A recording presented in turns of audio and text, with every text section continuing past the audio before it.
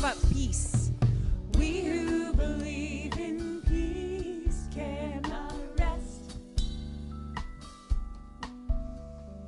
We who believe in peace cannot rest until it comes. Peace. We who believe in peace cannot rest. We who believe in peace cannot rest until it comes. Let's pray.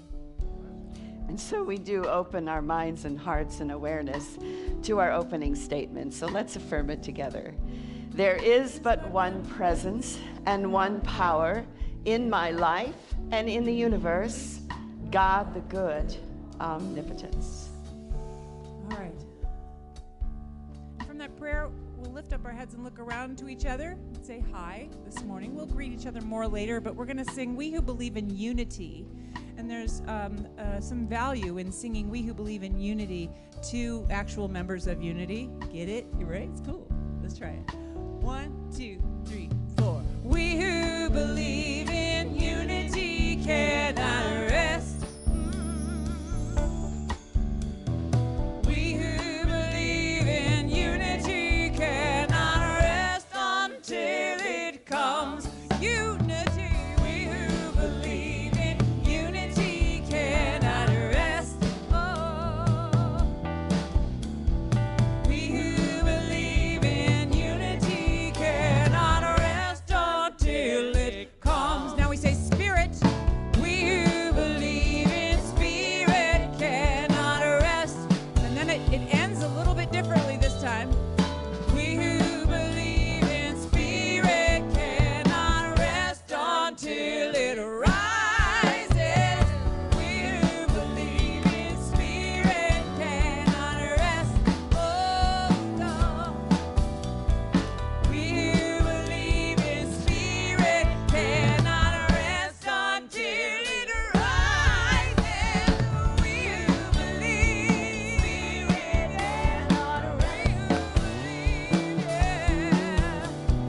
We who believe in spirit cannot rest until it rises.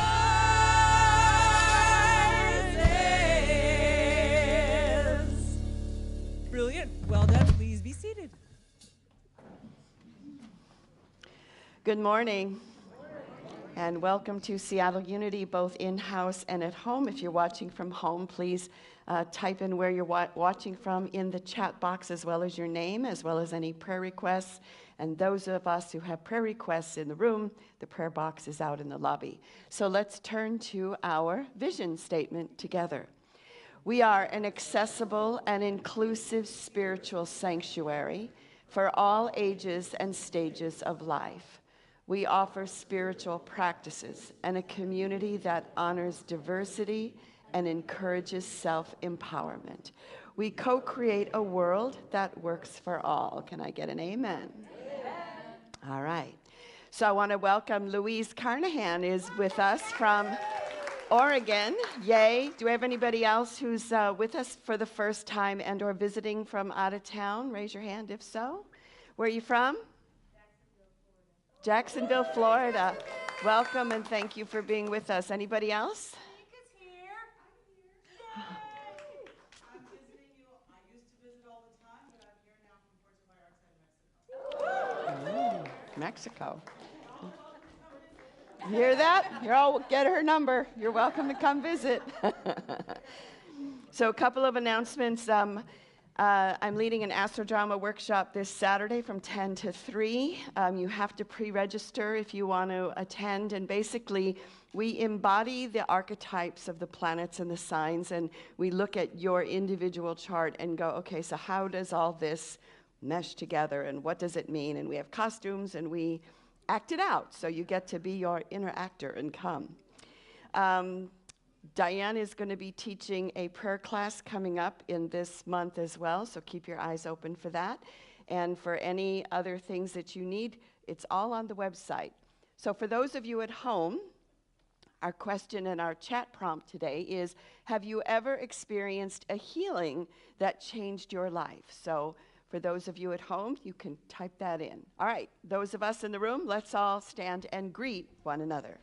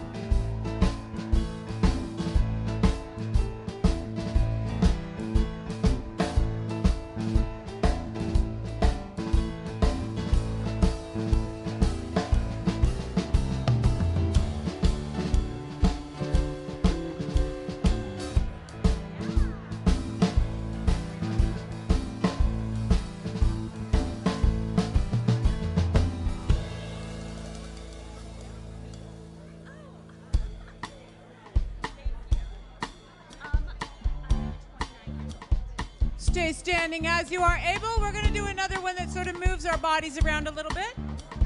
You can keep hugging. This is an updated sort of New Thought version of an old-time churchy tune. But we had to change lyrics and melody and all of it, so it's barely even the same tune. But you'll probably recognize it as we go.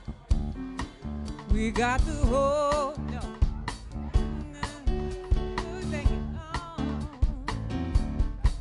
We got the whole world in our hands. We got the whole world in our hands. We got the whole world in our hands. We got the whole world in our hands. So it used to be like, he's got, and then like we changed it to she's got, like in the 90s or something, and in the 2000s when I came in. Now it's we've got, because we're New Thought, and it's about our responsibility to the whole world. 1, 2. We got the whole world in our hands. We got the whole world in our hands. We got the whole world in our hands. We got the whole world in our hands. Do it again if you like harmonies. 1, 2. We got the whole world in our hands. We got the whole world in our hands. We got the whole world in our hands. We got the whole world in our hands. All right, this is the time of climate change. We have the mountains and the oceans in our hands. Really. 1, 2. We got the mountains and the oceans in our hands. We got the mountains and the oceans in our hands. We got the mountains and the oceans in our hands. We got the whole world in our hands. Try the air and the animals. 1, 2.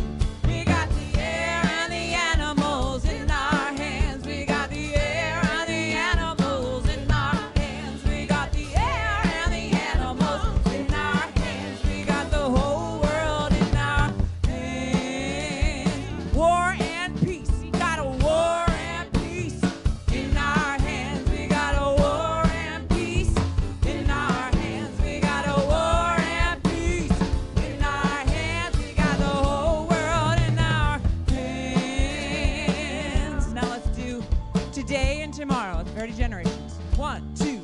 We got today and tomorrow in our hands. We got today and tomorrow in our hands. We got today and tomorrow in our hands. We got the whole world in our hands. So it's a little bit different when we take responsibility for things, right? We can sing an old spiritual song, but if we're not conscious of it, it doesn't mean anything. And just changing things a little tiny bit forces us to get conscious about the role that we play. So we're not just singing stuff, we're doing it in the world. Let's try whole world once again. And every time you hear this song again in the future, you're gonna shift and think about it a little bit. So it's not just an old song. It's a song you can take and change, and it helps us change the world. 1, 2. We got the the whole world in our hands. We got the whole wide world in our hands. We got the whole world in our hands. We got the whole world in our hands. Well done. Please be seated.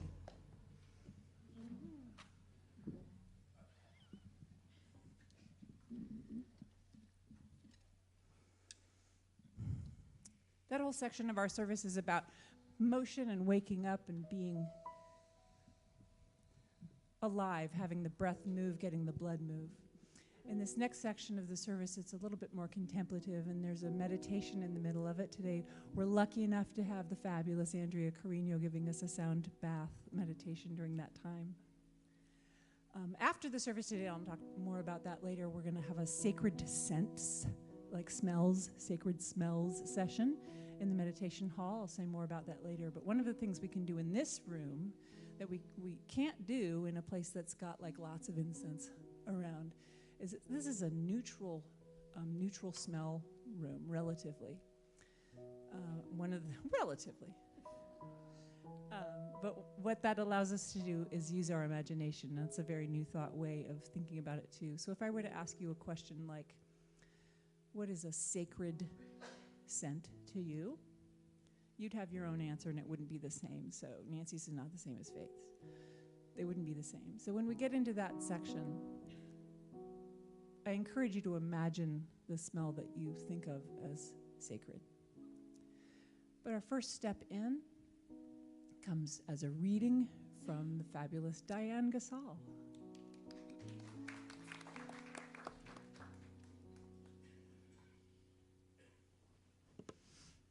Good morning. Our reading today is called Butterfly by Christine Evangelo. Sometimes we bend ourselves so out of shape that we look in the mirror and we aren't clear on who we see before us. We place ourselves in a cocoon and close ourselves off from authenticity because there is a shallow comfort in safety. But it all starts to feel too tight and restricting. Your soul awakens and all you want to do is fly. Then something just clicks. We spend so much time dressing ourselves in other people and their preferences that we forget that we have our own unique taste of clothing, our own sense of self, a fearless and undeniable sense of self that embodies every amazing thing. There is beauty both inside and outside of the cocoon that pushed you to grow through darkness and dysfunction, depth and despair. A vivid light splits through and steals you away. When you get comfortable with your own messy, beautiful self, nothing and no one can block you. You finally see your truth. You fall in line with the beat of your own vibration. You come out of your cocoon, a gorgeous butterfly.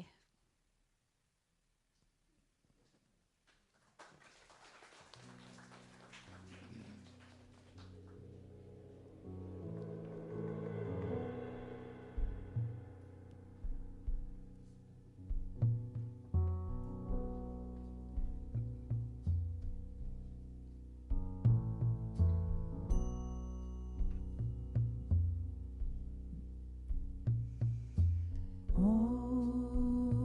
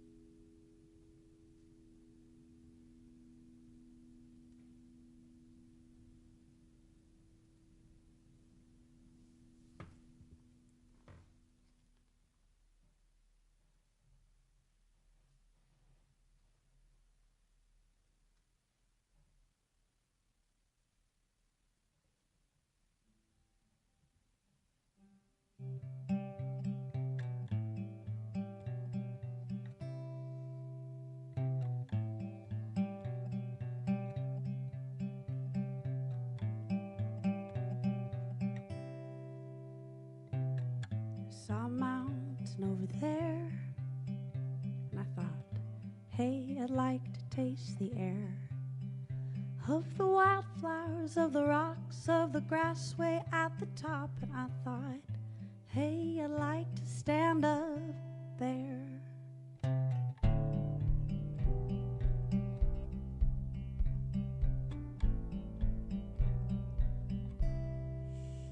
So I started on my journey. I took one step, then the next, and I saw where I wanted to be.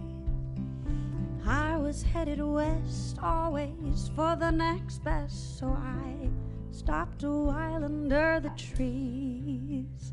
And that's when life began to sing to me. Be wise, says the owl, be honest in your knowing. Be faithful, says the rabbit, you're loving and you're growing. Be light as a feather upon the wind that's blowing, and bend like the snake who sees what you aren't showing.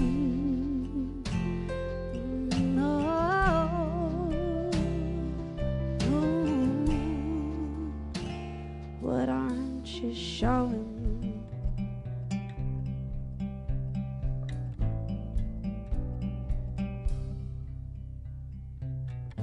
Then I saw him in my rear view mirror. When I woke, the message couldn't be more clear. But I know that objects, they are closer than they appear. The fog's starting to clear. I was ripped open wide, and out spilled everything to show me what's inside. I've fallen down, oh man, how I've fallen, but I got up every time, just looking for a sign. Be wise, says the owl, be honest in your knowing.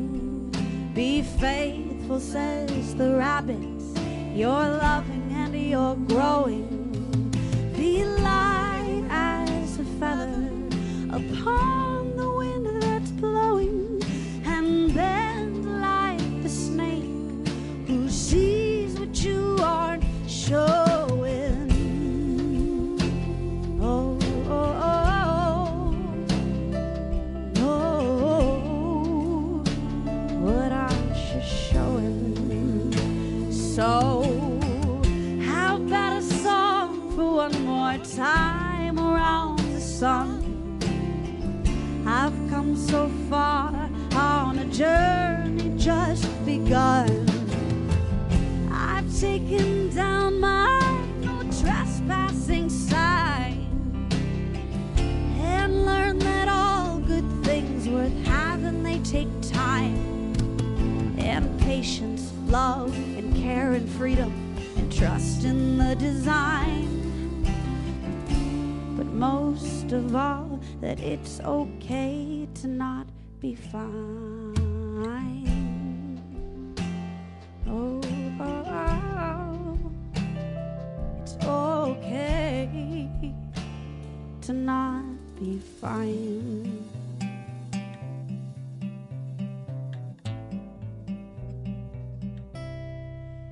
So I started on my journey, took one step then the next, and I saw where I wanted to be. I was headed west, always for the next best, so I stopped a while under the trees. And that's when life began to sing to me.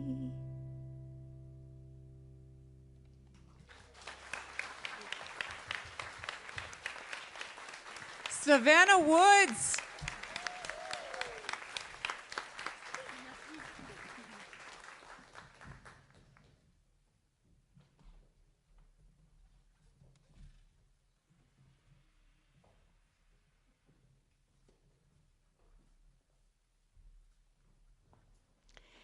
So let's hear it again for Savannah. You grew up in Unity, didn't you? I did. She grew up in Unity, in Everett, right? Born there, yeah. Born in Everett. One of our own. So in our theme of generations, we're investigating the Jones generation, and that's the time period approximately between 1959 and 71. Historically, how many of the Jones are in the room? I know they felt neglected because they're like, we're not boomers, you know? Yeah. Historically, it's a time of great upheaval and cultural revolution. The Vietnam War escalated in the 60s and divided the country. The assassinations of John F. Kennedy, Robert Kennedy, Martin Luther King, Malcolm X happened during this time period. And each of these men were leaders and were cut down before they could achieve and see their dreams manifest. But what they stood for continues beyond their lives. So these are some of the events that were happening when Generation Jones was born. We were in the middle of a Cold War, which led to the Cuban Missile Crisis in 1962, and it brought home the reality that nuclear war isn't an option because no one comes out ahead on it. No one survives. And John F. Kennedy was trying to find ways to connect with Khrushchev in the Soviet Union, to kind of ease the tensions that were happening. And so he asked Norman Cousins, who was a journalist, to travel to the Soviet Union and relay messages from him to kind of, do some diplomatic work. So in '63, Norman Cousins, because he'd already met with Khrushchev a couple of times, Khrushchev told Norman Cousins that he didn't think that Kennedy was actually really committed to peace and to ending the nuclear standoff, the Cold War. So in response to this challenge, Kennedy gave a speech to American University in June of '63, and I just want to read to you what he said. And this was really a message that he was also sending out to Khrushchev at the time. He said, if we cannot end our differences, at least we can help make the world safe for diversity. What kind of peace do we seek? Not a Pax Americana enforced on the world by American weapons of war, but the kind of peace that makes life on earth worth living, that enables men and nations to grow and to hope and to build a better life for their children, not merely peace for Americans, but peace for all men and women. For in the final analysis, our most basic common link is that we all inhabit this small planet.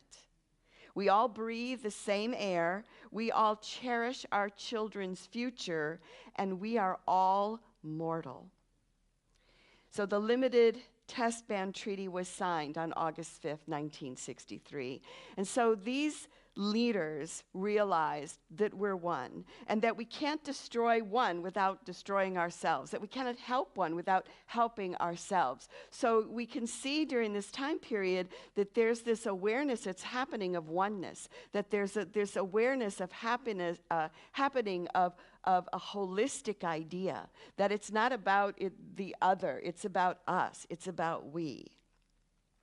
So while there were divisions and strife on Earth, we got our first glimpse of our planet from the moon. And this image let us see the planet as a whole, and it gave us something to aspire to. He's counting us, just so you know what Mark is doing. He's counting us. So the Jones generation carried with them this concept of wholeness, which translated into caring for the planet through the Environmental Act and Earth Day. And there was a movement toward like herbal medicine, and there was a connection, or knowing a connection between the mind and the body. And so the Unity movement actually at this time had a surge in popularity and a surge in attendance, because people were seeking these teachings. The mind-body connection idea was new, right? And it's what Unity was founded on. So I know it's hard for us to imagine that the connection between mind body was unknown or new, because today we understand that to maintain a healthy body, we need to be mindful of the foods we eat, how much exercise we get, and our general attitude. And when you look at photos of people, now think about how old you are right now, and then think about 40 years ago, somebody your age and what they look like. And didn't they, I mean, when you look at pictures of people that are like 38 or 40, like back in the 70s or 60s, they look like they're 70, you know? And it's like, you know, we've aged differently, or we're starting to age differently. And I think some of this has to do with the fashion in that day, but it also has to do with how we've changed in relation to diet, to exercise, and things that we just know. Case in point is, remember how prevalent smoking was, right? Part of every home decor, you had to have at least one ashtray. And the ashtrays came in all different sizes and shapes. You know, you got a little creative with it. Kids would make them for their dads for Father's Day. And then there were smoking areas designated, like in restaurants. And the weird one was on the airplane. Remember, the back of the airplane was the smoking area. Like, that made a difference. And the smoke would just pour its way up through the entire plane. So cigarettes were a part of the culture. And commercials from that era gave the impression that smoking was manly or sexy and even good for you. In the 40s, Camel cigarettes had a commercial that says, "More doctors smoke Camels than any other brand." Almost every teenager at least tried cigarettes as part of a ritual of aging. And I was very grateful that my dad smoked Camels, because I stole a couple of his Camels, because, you know, we're going to smoke in high school, and I choked on them. And I'm like, yeah, no, I'm not doing this. So I was able to bypass that one. So we had the Marlboro Man, right, Mr. Rugged Cowboy, individualism. But what about women? Well, in 1970, Virginia Slims came on the market with the slogan, "You've come a long way, baby. You deserve your own cigarette." And they were thinner and longer because they made your fingers look longer, and they were graceful. So the tide began to turn on smoking cigarettes in 1964, when the Surgeon General put that warning on the packet, right? But how long did it take for the culture to actually shift? I mean, it took like another 30, 40 years, really, for the culture to shift totally away from smoking being the norm. So when a seed is planted, when there's an awakening and an awareness, it takes a while for the culture to catch up with what's happening. So one of the people who made a difference in the mind-body connection and made it popular was actually Norman Cousins. And this is the same Norman Cousins that Kennedy sent to go talk to Khrushchev. Now, Norman Cousins was diagnosed with a debilitating collagen disease, and he refused to accept defeat. So he created his own healing regime, which consisted of vitamin C and then having as many positive emotions as he could. And the way he got his positive emotions is that he watched comedies, like over and over again. That's how he got his positive emotions. And he said that 10 minutes of genuine belly laughter gave him at least 2 hours of pain-free sleep. So, you know, there was this whole movement then of like watching comedies that it like would heal you or something. So he did recover, and then he began to research the influence that positive emotions have on healing. And he later wrote a book called Anatomy of Healing back in the late 70s. And this book outlined his journey to recovery and the healing process. And most importantly, he saw the importance of taking an active role in one's health and using the mind to promote well-being. This is what he said. Each patient carries his own doctor inside. I have learned never to underestimate the capacity of the human mind and the body to regenerate. Even when prospects seem most wretched, the life force may be the least understood force on the earth. And I think the ancient yogis and Hindus knew about this with the prana and the pranic life force. So the truth is that becoming involved in your own medical care now is the norm, isn't it? Like you wouldn't stay with a doctor or a provider if you weren't able to engage. You know, we have our portals to check our lab tests. All this is new, and so we can go, okay, what does this mean? How do I fix this? How can I help? What can I do? And the truth is we also know, because we've matured, I know when this was coming into fruition, that it was almost like magic, right? It was like, if only I did this, then this will happen. If only I did that, then that will happen. And we know that life is way more complex than that, right? It's no one magical formula. There are so many things that we still don't understand about diseases and illnesses. Many of you know and remember our beloved Richard Levy, who was here. And he was one person in my life who did everything right. He ate right. He meditated every day. He exercised constantly. He laughed frequently. And yet he was diagnosed with an inoperable cancer. And I remember I went to North Carolina to say goodbye to him, and I said, I thought you were going to be the last person standing, that the rest of us were going to fall by the wayside, but you were the one who was still going to be here into your 80s and 90s and maybe beyond. And he said, I thought so too.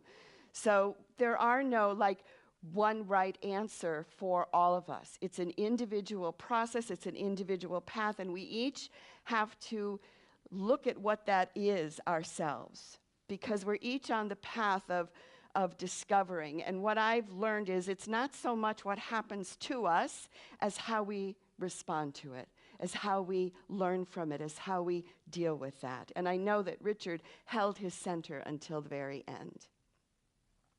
So the mind-body connection was nothing new to the Unity movement. The Unity movement was founded on the idea that your thoughts influence healing. Myrtle Fillmore, you know the story, I've told it a million times, that she literally talked to her body and talked herself affirmed her body into healing. It was the main focus of the work of Charles and Myrtle Fillmore and the Unity movement. But Myrtle takes it a step further. It's not simply the mind-body connection, but it's our connection to God. It's our connection to the divinity. It's connection to our soul as well, because these things cannot be separated. We are spirit, we are soul, and we are the body. We are the mind, we are the idea, and we are the expression. And so this force that emanates from us is called prana in the Eastern thought. And prana, Yogi Bhajan said that prana is the power of God, which comes through you as air. And if you think about it, what makes us born? When we're born, we take that first independent breath. And, for those that are astrologers, that's when you mark the time of the chart. It's when you take in that first independent breath. We're taking in the prana. We're taking in the life force. We're taking in that presence of God. And there are many breathing exercises that help to channel and to direct this energy, and I'm sure many of you have practiced it. And all of us know, that when you're tense, when you're anxious, what happens to your breathing?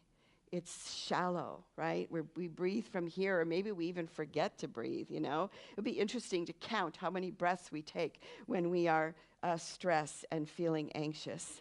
But when we take full, complete breaths, we open to the presence, and we invite it into the body, and we invite it into our life. And then our minds open, and we know we relax, and we can be. So I think we should take a couple breaths right now, I mean, if we're going to talk about prana, we might as well, experience a little prana. So I invite you to sit with your feet on the floor and to sit straight. And let's just look at the different ways that we do breathe. So just put your hand on your chest for a minute, and I invite you just to breathe from this place. Don't go any deeper. Just breathe from the chest.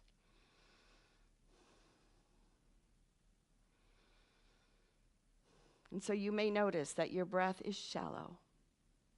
And now I invite you to bring your hand down to your solar plexus, to your tummy. And then when you breathe this time, imagine that you see the diaphragm moving down and the stomach moving out, and that you're filling not just the chest, not just the lungs, but you're pushing all the way down. So join with me in taking a deep breath. Inhale into the chest and all the way down. And then exhale. And inhale once again into the chest, into the body. And exhale. And on your own, inhale.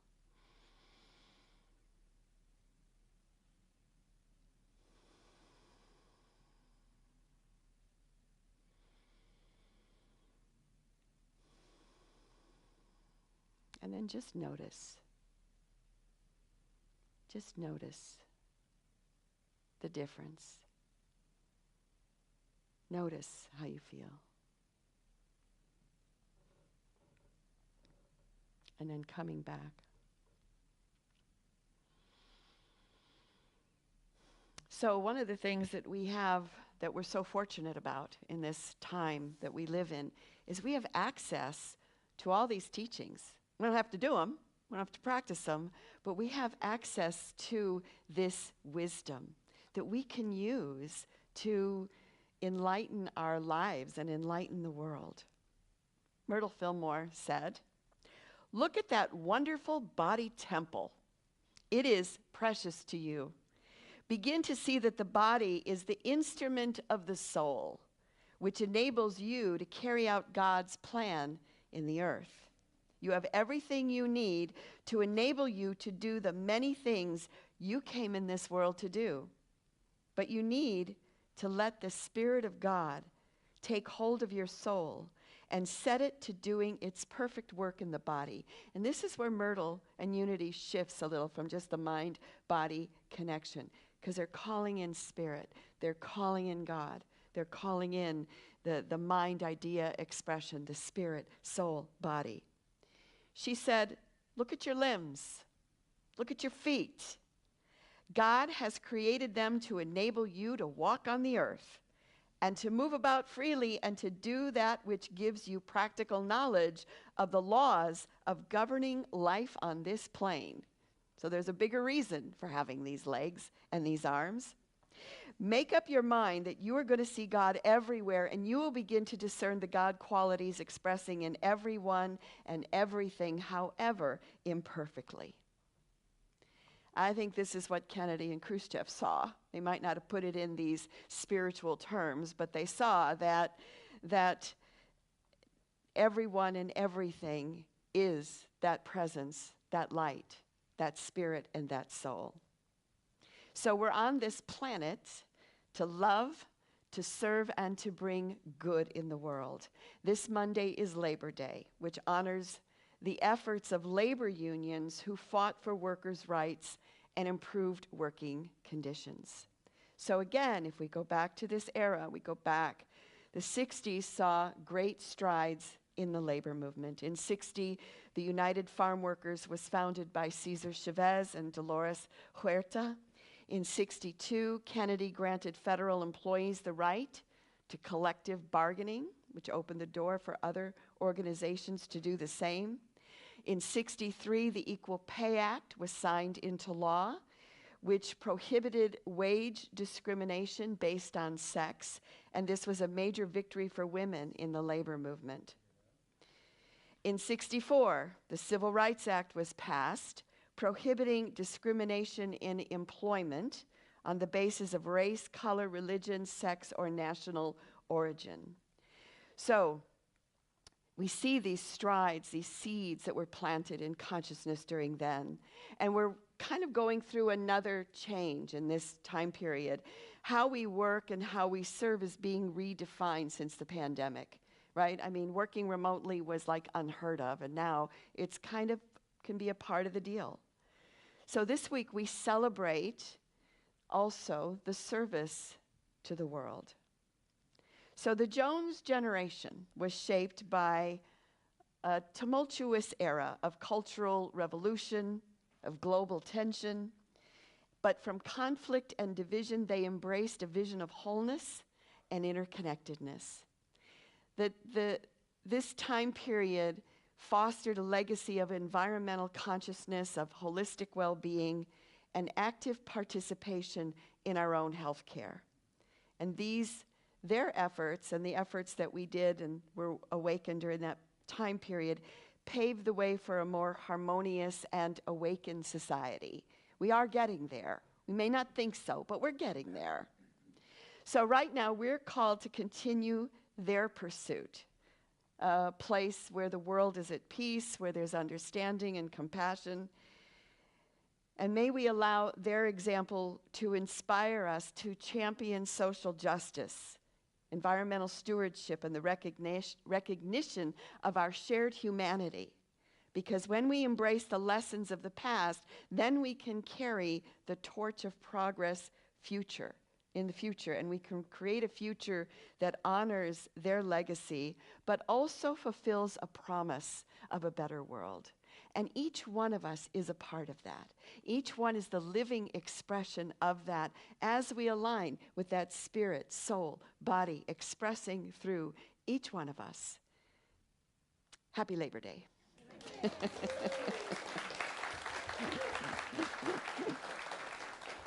I got it in there. All right, so we come to that time in our service where we share our tithes and our love offerings, and we invite you to give generously to this moment, particularly if you see this as your spiritual community. It takes a lot of hands to make a community come together in this way that we are uplifted together and do good in the world. So whether you're giving through text or cash or through the website, I invite you to bless your offering. I give willingly, joyfully, and lovingly, knowing that God is the constant source of my supply. I give with graciousness and receive with gratitude.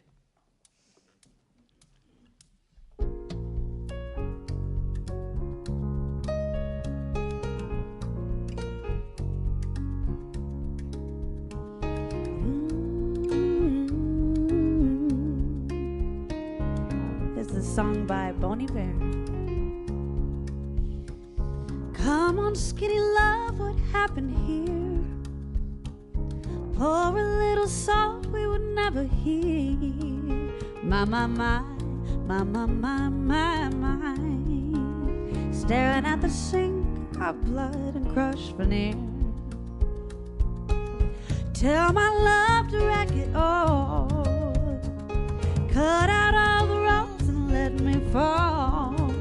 My, my, my, my, my, my, my, my. Right in this moment, the order's told. And I told you to be patient, and I told you to be fine. I told you to be balanced, I told you to be kind. In the morning I'll be with you, it will be a different kind. I'll be holding all the tickets, you'll be owning all the fines. Come on, skinny love, what happened here? Suckle on the hope and life is here. My, my, my, my, my, my, my, my. Soul and load is full, hold the split. And I told you to be patient, I told you to be fine, I told you to be balanced, and I told you to be kind. Now all your love is wasted, and who the hell was I? Now I'm breaking out the bridges at the end of all your life. Who will love you? Who will fight? Who will fall far behind? Who will love you? Who will fight? Who will fall far behind? Come on, skinny love.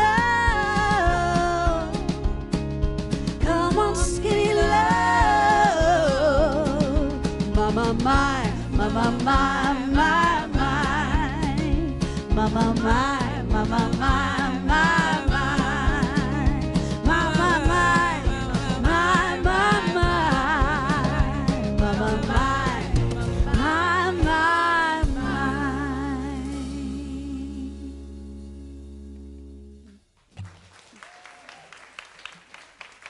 Savannah Woods.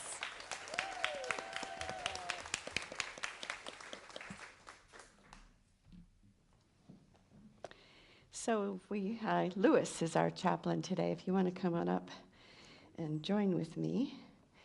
So let's put a final blessing on our offering. And so I invite you to remember your gift. And so we dedicate and consecrate these gifts to the will, the work, and the way of the living Spirit of truth. And we are grateful for the generosity of each giver and know that you have created a vacuum through which to receive, for which we are grateful. And so we want to acknowledge those watching from Shasta, from Corvallis, West Seattle, Everett, North Ballard, Rainier Beach, Linwood, and Greenwood. And so we focus on our prayers. So we take that deep breath so that we are using that pranic force. So we hold Susan and Lego, Michael, Gail and family, Jim and Nancy, Margaret, Dory and Scott, Anne and Michael, Bickley and parents, Scott, Jessica, Susan, Marilyn, Sabrina, Leo and Shirley, Britt, Abbott, Brooke and Mike, Alan, Ellen, and Susan. And we hold Georgina, who is making her transition, and Claudia, who has made her transition. And we bless their souls as they continue their journey in life. And may their families and friends be comforted and supported during this time. And if you have thought of anyone else that needs prayer, speak the names now.